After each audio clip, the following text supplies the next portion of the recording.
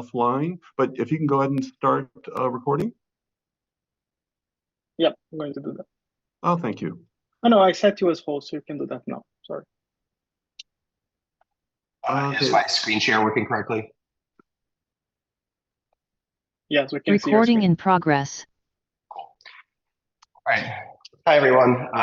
As Greg introduced just a moment ago, I'm going to be talking today about yet another take on an IME extension proposal that I and a few others feel is more readily implementable in the context of apps processors, but is still competitive.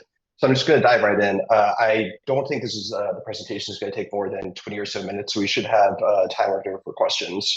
But if you feel the urgent need, also feel free to interrupt me.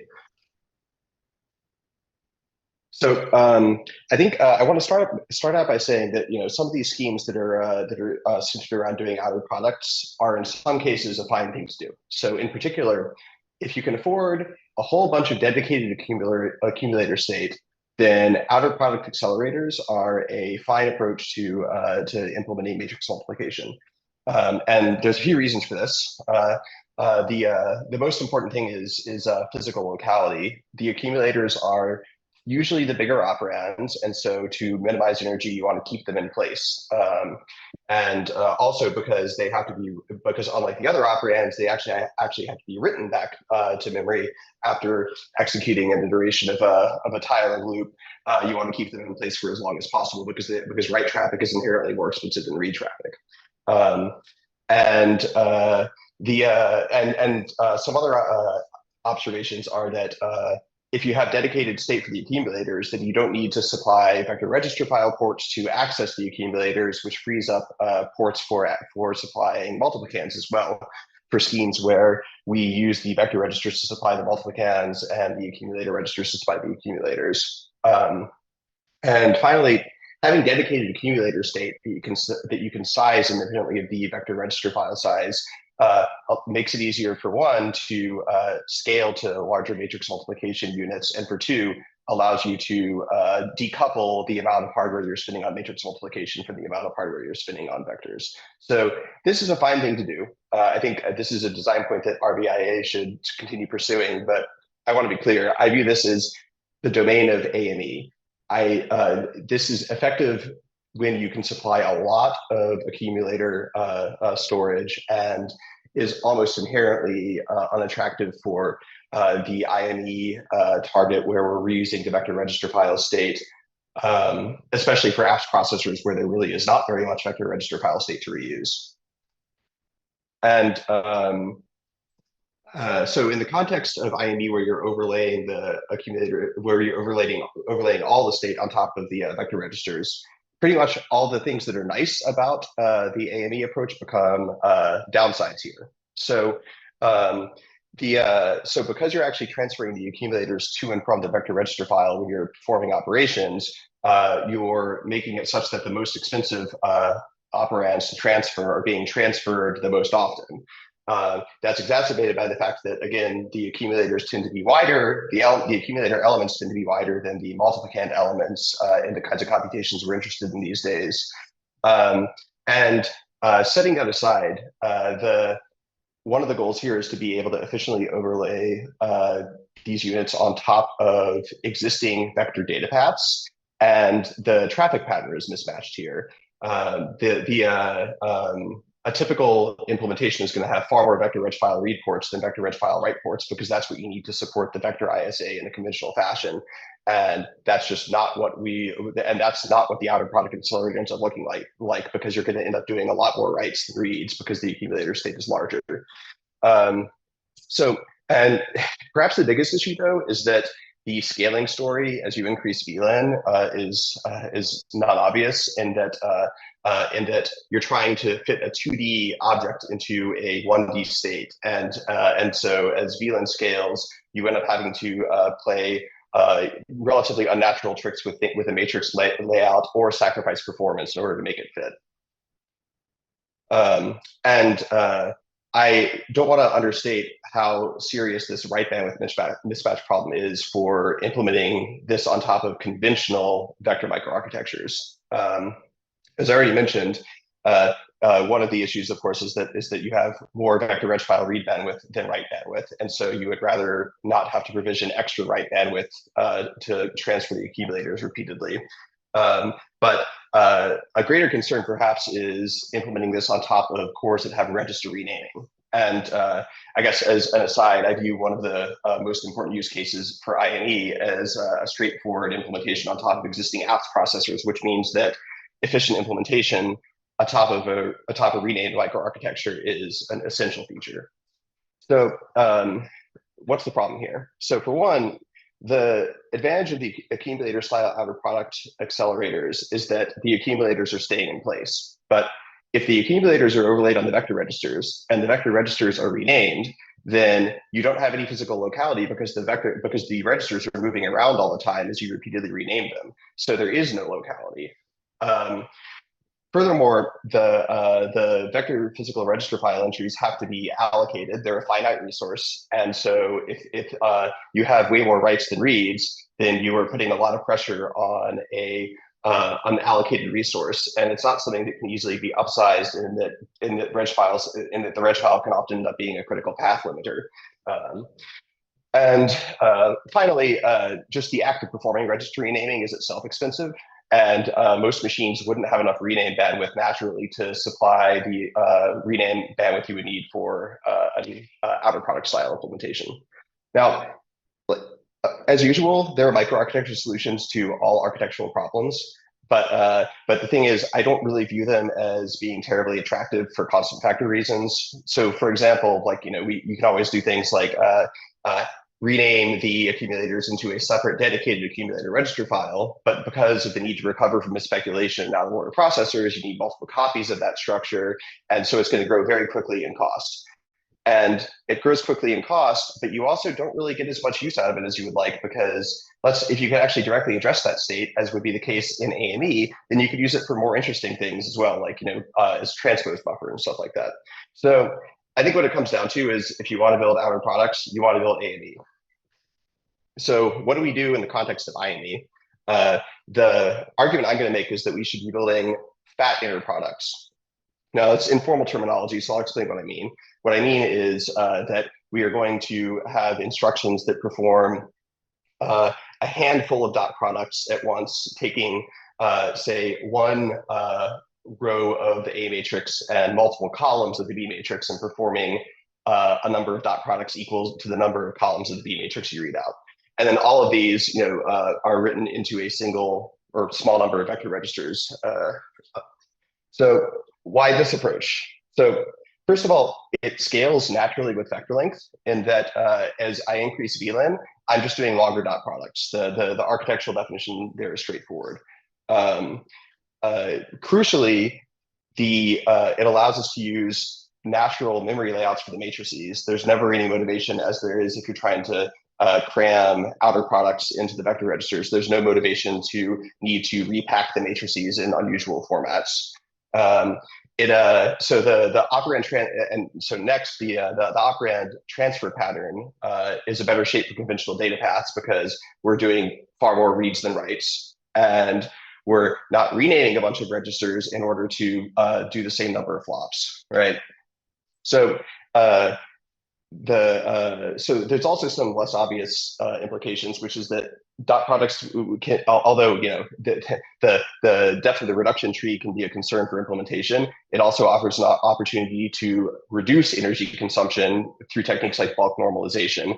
This is more applicable to the narrower formats where being faithful to IEEE 754 isn't necessary.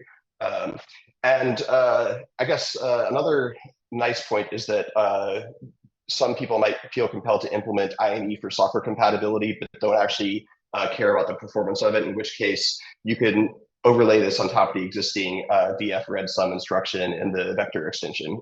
This is basically just doing 8 copies of that, right? A less obvious observation that I think is pretty important in today's context is that these inner product accelerators can be used to speed up matrix vector multiplication as well. Not by a whole lot. I'm talking about like, factors of 1.5 to 2, but still, that's pretty important in the context of large language models where a whole bunch of the layers are GMVs, not gems. And so we do need to care about speeding those up, even if the speed up we're talking about is relatively modest. So I'm going to give a concrete proposal for floating point for an FP32 version of this. So this is a kind of sketch of a sci-fi proposal for a fat inner product extension. So so this extension adds a little bit of extra state. It adds a few bits to the B type. It allocates a few bits in the B type register for a matrix length field, which is just governing how many dot products we're going to do up to the maximum of 8. It adds a new instruction to manipulate this new bit of state, and then it adds a new instruction that actually performs the operation. So all that's going on here is that we're gonna have a row of the A matrix in VS1. We're gonna have up to 8 columns of B in VS2 through VS2 plus 7. So that's an 8 register group following the usual alignment constraints in the vector ISA. And then we're going to do those 8 dot products and write them into 8 elements of the output register. So depending on VLAN, the output register might not actually fit in a single register. So in this case, it can be up to it's 256 bits of output. So if you are on a VLAN 128 machine, then VD is 2 register group. Otherwise, in all other cases, it's a 1 register group. This is a relatively straightforward thing, and it does have the nice property that it scales with larger VLAN for the VS1 and VS2 operands. No matter how big VLAN is, we're going to make the whole use of those registers by just doing longer dot products. But you might have noticed that we're only producing 8 result elements, and so as VLAN gets bigger, we're not making efficient use of the destination register, and that becomes a problem for certain shapes of register tiling. So what we end up doing to solve this problem is we actually add another argument to this to the matrix multiplication instruction. It's an immediate, which is an offset into the destination register. So instead of always just writing elements 0 through 7 of VD, we can choose an aligned block of 8 elements to write it up into. So it's only a 3-bit field, so we only get up to 8 choices here. But the effect is that for VLANs all the way up to 2K, we're able to effectively use all of the VD registers and you get more register tiling efficiency that way. So I want to do a concrete comparison between 2 schemes here, just to drive home the point about how much data movement we're talking about. So I picked as a straw man an outer product scheme that is doing 8 by 1 by 8 matrix multiplications, i.e., 8 element vector cross 8 element vector. I picked this because just to make a concrete target, I use a config that is applicable for apps processors. Just VLAN of 256 bits, and we're only going to consider 32 bits operands for the moment.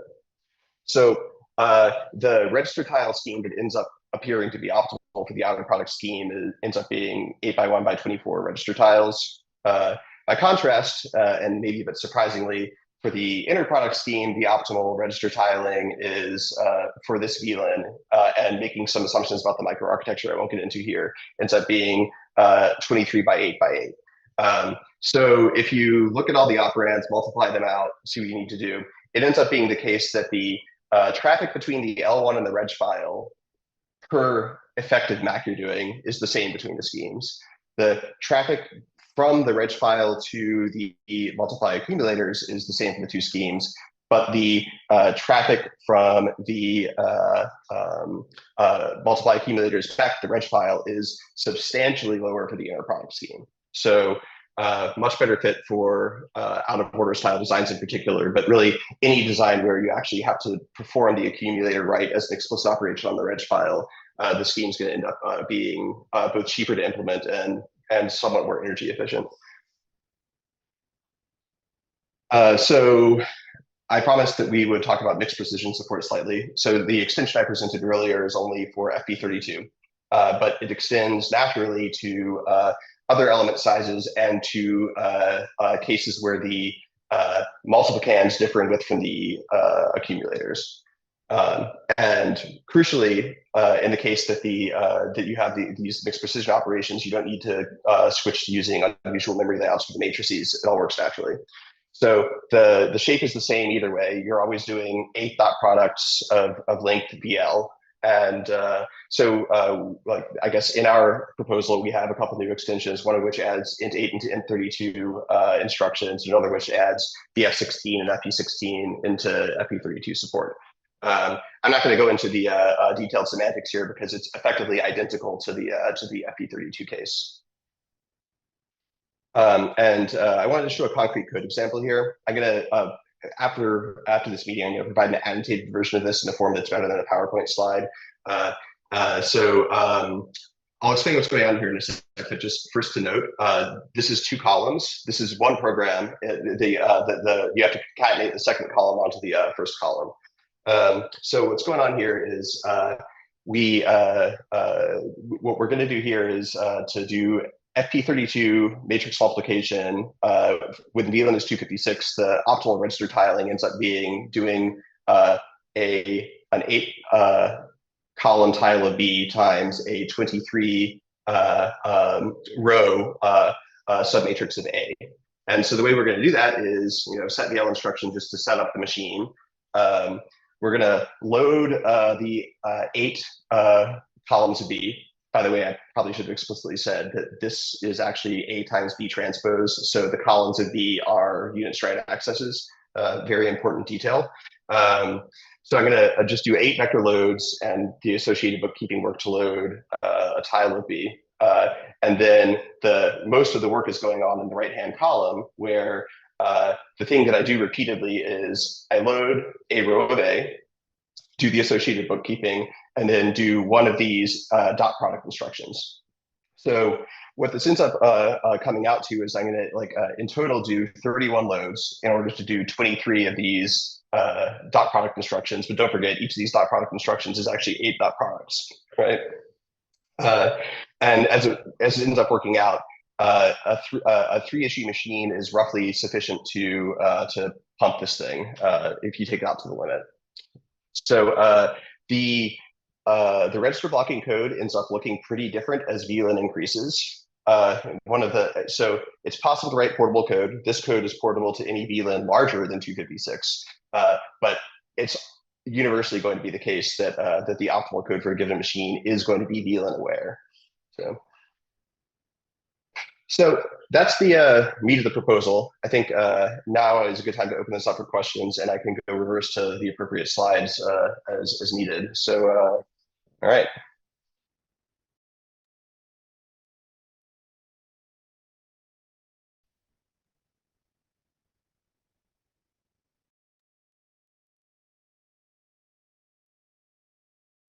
Yes, does anyone have any questions, thoughts, comments?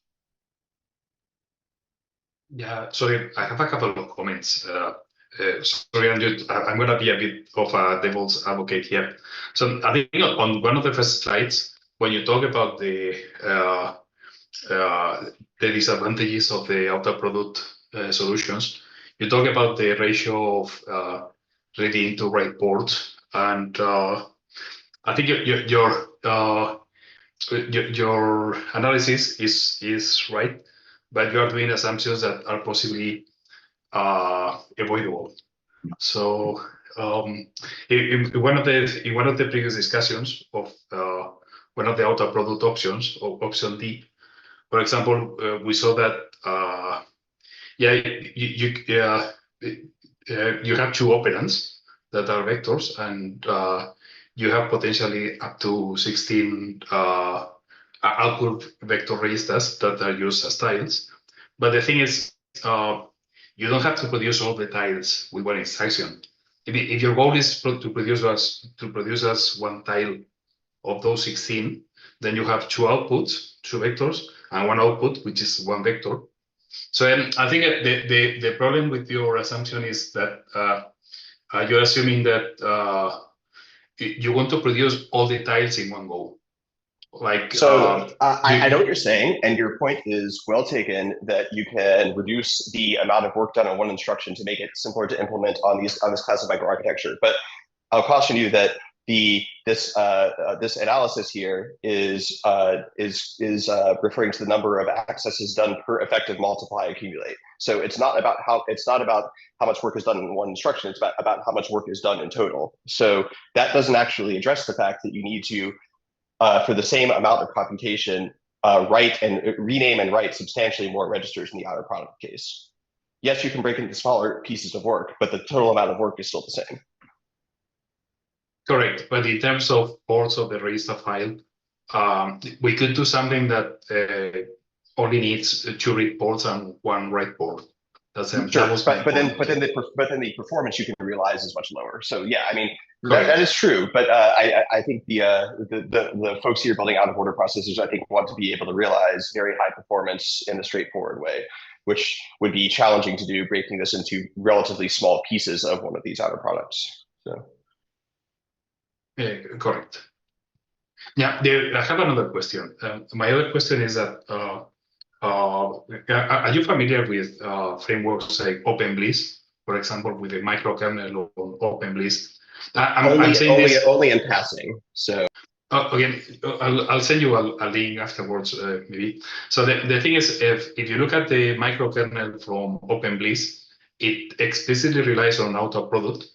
And it talks about loading one vector operand in one cache, loading one vector operand in another cache. So the thing is that this is state of the art in terms of matrix multiply, and it explicitly requires outer product. And when we take a hardware whose basic block is inner product of matrices, this research is not going to apply. So we will have to look at other. Maybe there are possible. What are they doing? What are they doing on NVIDIA GPUs? I mean, that they're not providing outer product operations. I mean, I guess ultimately you can form something that looks like that from a sequence of instructions in any of these cases. But I guess the point is there are other architectures that don't provide outer product instructions, right? I was going to say, but even on OpenBliss, as soon as you get to cache tiling, you're working on blocks, and this would be fine. Even it's not even if they're in a register, I don't believe they only have one single in a register tile. It has to be out of product. I think at the cache tiling level, you don't care how you're doing those cache tiles, as long as you're getting the work done. Any kind of a BLAS framework is going to have, you're replacing a cache tile with something, register tiling with some piece that works on the cache tiles you have. So, I mean, you can do out of product at the cache tiling level with this primitive. Right, out of product is just an idea how big are the if you maximize the size of C, that's kind of what you're doing, kind of an out of product formulation, but that can be done at the cache tiling level. It doesn't have to be at the register level.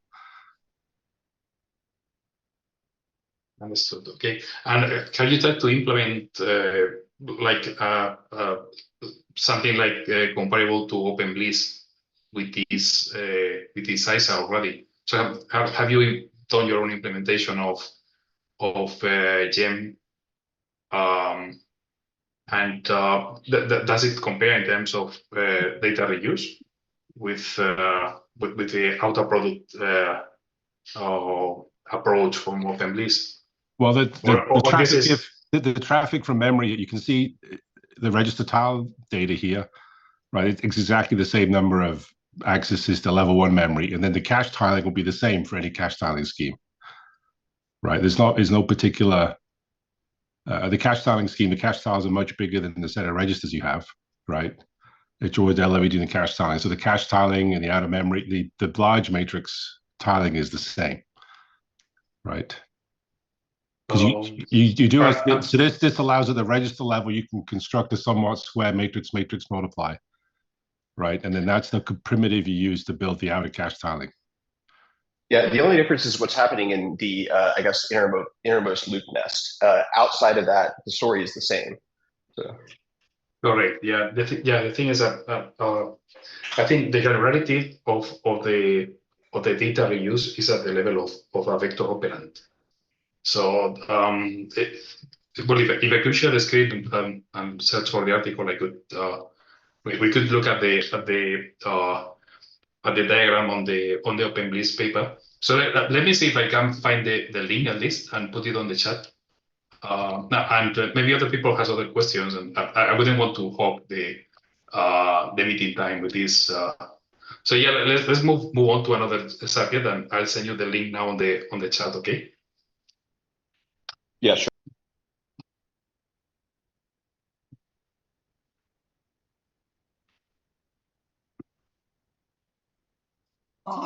While maybe any others ponder any questions or comments they may want to make, I'll maybe prompt one question for Andrew or Krista to comment on. Since of the kind of sci-fi, previously implemented sort of a different approach within, again, the context of an RVV implementation. Any comments of just kind of learnings from prior approach and kind of what motivated, like, oh, that wasn't maybe the best approach. This seems sure. So I don't want to poo-poo the old scheme. I guess I architected that one too.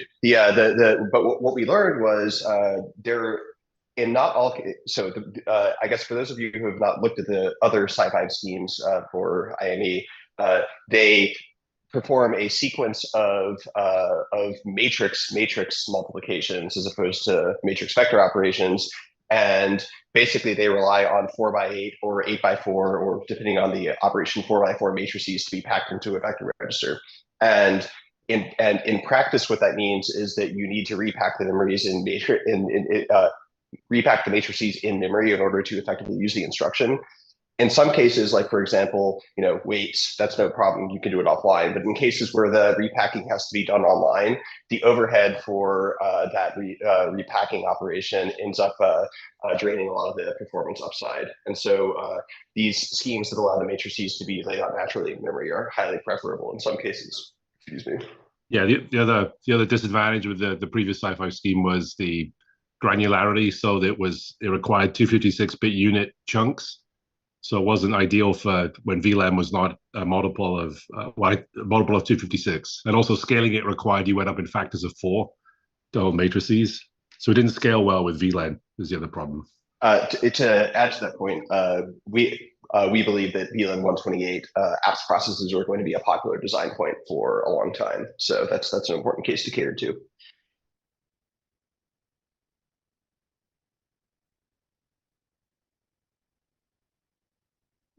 Any other comments or questions from anyone?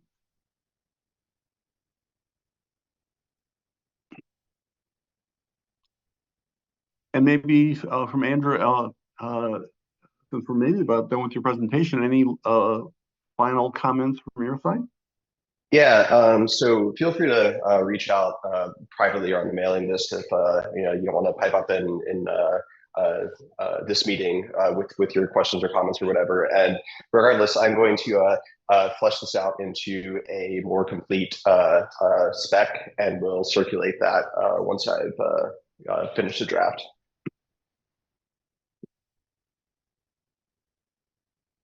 Okay, and I'm pausing again just to give anyone a chance to that might want to speak up. Thanks, Andrew. And so then maybe popping up a little bit,